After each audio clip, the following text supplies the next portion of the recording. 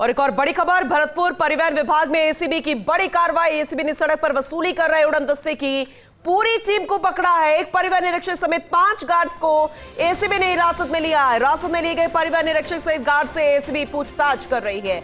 RTO की भूमिका पर भी इस पूरे मामले को लेकर संदिग्ध मानी जा रही है। बीते दिनों से आरटीओ और डीटीओ में समन्वय नहीं बन पा रहा था। आपसी शिकायत के बाद भी यहां एसीबी की कार्रवाई हुई है।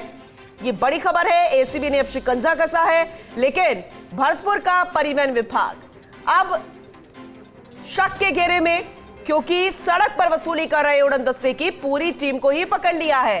डेप्यूटी एडिटर सुरेंद्र सिंह परमार हमारे साथ जुड़ चुके हैं, ज्यादा जानकारी उनसे लेंगे। सुरेंद्र, जैसा कि आप कह रहे थे, अब अपडेट भी वैसा ही आ गया है, विस्तार से जरा बता दीजिएगा। ये परिवहन विभाग के दावों की पोल खुल गई है।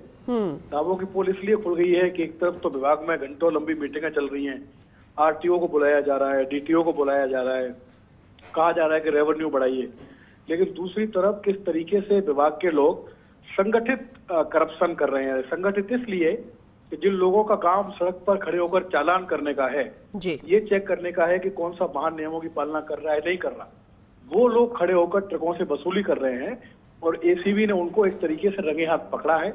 एसीबी के पास इस तरीके की शिकायत लंबे समय से आ रही थी। जैसा हमने खबर में लिखा है कि वहां के जो आरटीओ हैं मथुरा प्रसाद मीणा, उनमें और डीटीओ में भी विवाद था। चाहे वो विवाद रोस्टर को लेकर हो, चाहे वो विवाद ये तय करने को लेकर हो कि कौन कहां पर ड्यूटी करेगा, और इसी विवाद का असर एसीबी कार्रवाई है। क्योंकि जितनी भी एसीबी कार्रवाई होती है पूनम, उनका एक सच ये भी है कि आपसी विवाद में कोई शिकायत करता है कि हमारे यहाँ ये चल रहा है और फिर एसीबी की एंट्री होती है।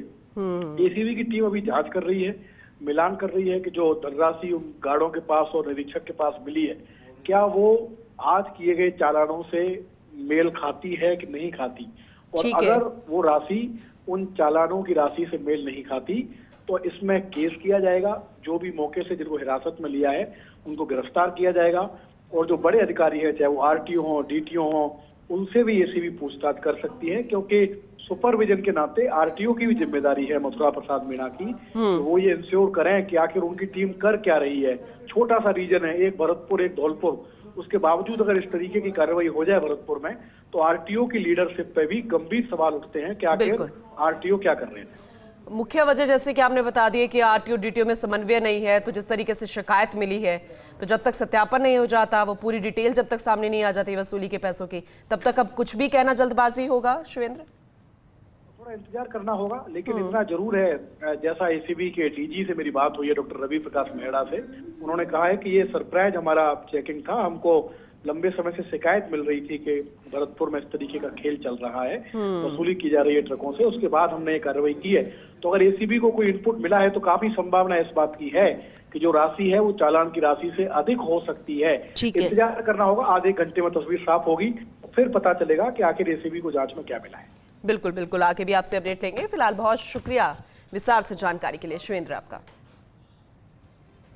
थोड़ा और इंतजार करना पड़ेगा, क्योंकि अभी फिलहाल कार्रवाई चल रही है। कार्रवाई के बाद पूरी डिटेल सामने आएगी। पूरा लेखा जोखा जो है, वो पूरा जो डॉक्यूमेंट्स के तहत जांचा जा रहा है, जो खंगाले जा रहे हैं, क्योंकि पूरी टीम को ही पकड़ लिया गया है। ऐसे में देखना होगा कि इस कार्रवाई के बाद क्या कुछ निकल कर आता है।